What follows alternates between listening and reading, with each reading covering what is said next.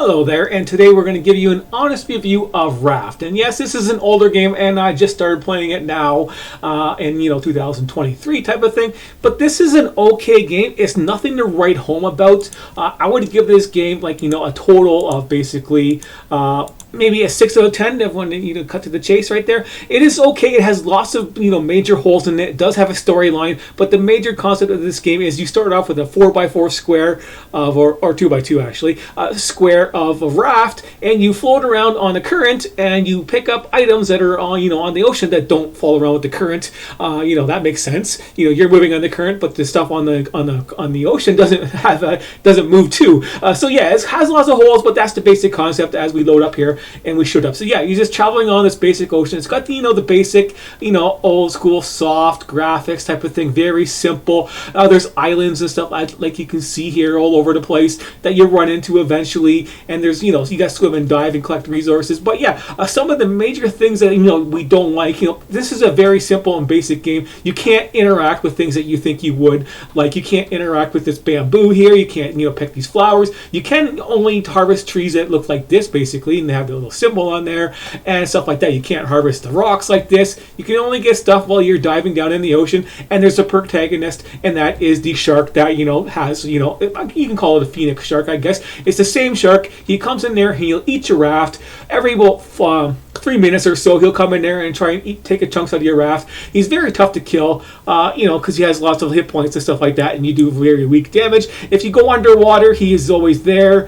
He'll respawn in like 3 minutes or less, too. So yeah, you kill him, he respawns in 3 minutes, so you don't get very much work diving down there. So there's lots of things you can find out here if you dive down under the water. Resources to pick up, like you get the scraps and rocks. They'll be highlighted, type of a thing like that you can scavenge up there with your hook when you're floating around. The shark can be dealt with as soon as you know how, so you just wait for him to charge. As soon as he charges, you back up, and then you can stab him a few times while you're at it. He gets pretty easy, but if you're just starting off and you have a wooden spear, it's going to take you more than just that one wooden spear to actually kill him. He takes that many hits to do it. So we can stab him. There we go, got him. His hit points, he doesn't die that easily normally. His hit points are basically there, and he doesn't regenerate basically. It's the same shark throughout the thing. So if you hit him a couple times on your raft, and you hit him a couple times again, then you're underwater, then his hit points don't heal up basically. He'll die eventually overall, and you can harvest him and eat his meat and take his helmet. You can even put his take his little shark helmet and put that on there. You got little jaws and stuff like that. So it's got a couple neat things in there.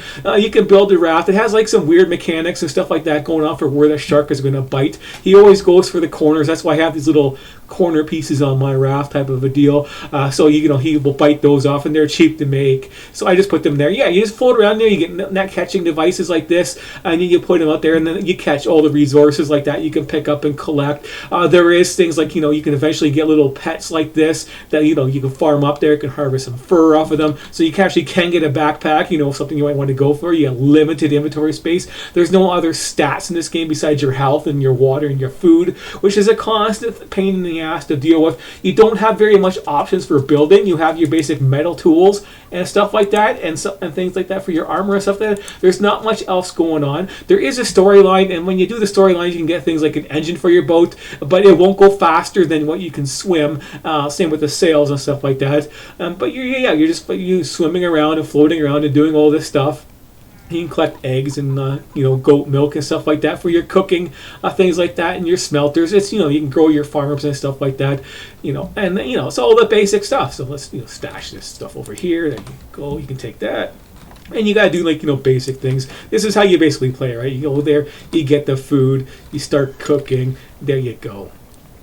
Cooking's done. You got more stuff growing, and all it is just float around on the game. So yeah, 6 out of 10 is what I'm going to stay with for my score. I don't really like the teeth in my face all the time and that kind of stuff. You gotta hold them in your hand type of thing. But yeah, everything costs a lot of durability, takes a lot of time. It is kind of hard to start. Well, kind of interesting to start. So that's the major thing is you starting off and getting built up and getting a good collection thing going. There's a whole bunch of other mechanics. I might do a tip video if you're going to play this game and then try it out. It should be cheap to get these days, and it's kind of neat for a few days of enjoyment for this type of survival game, which is not much in the survival. It's just constantly getting food and water water all the time, but it becomes trivial and boring and stuff like that after a while, trying to keep refilling your food and water. That's why you got the cooked foods, because it'll like last a lot longer and give you like, a delay buff type of thing going on there. But yeah, you just do farm, organize, do lots of diving underwater.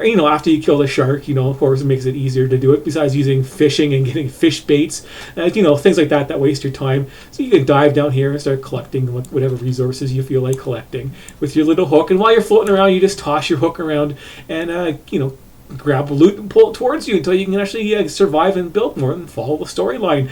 Yeah. So that is it for this game. It is that simple, that basic. Lots of stuff you can't interact with. It's just standard, it's got its own little rules and stuff like that. And then that's it for it. Very basic, very easygoing survival type of a game. Well, it's supposed to be survival.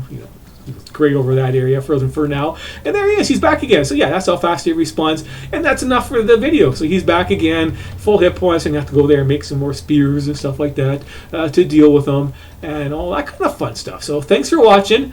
And if you are going to play this game, I'll do a little tips review on getting started on some of the basic things to help you with the little starting mechanics. And that's why I have all these net catchers in here for a reason. I don't have it all perfectly laid out, but of course they're there for a reason, because there's mechanics on the raft sizes and the foundations and stuff like that that you might want to be aware of. And that's why it's a big flat shape right here. I can't even turn my raft yet, which really kind of sucks. You can't even turn your raft, and if you hit an island by accident and your raft gets turned, the current only goes in one direction, which is that way. Right now, I've got a big arrow pointing there. I was testing out a bigger arrow, hopefully that the shark would come out there and eat this, but it's not long enough all the time. But he's not doing it. He just goes around and picks a random corner all the time anyways, no matter what I do. So, but it's just, I can recognize which way I'm going at least on my raft, and hopefully not get turned, because I don't have the storyline where I guess to get the steering wheel, which you just plug it in and it just turns your raft around. It's kind of weird. But, I did that in a different save.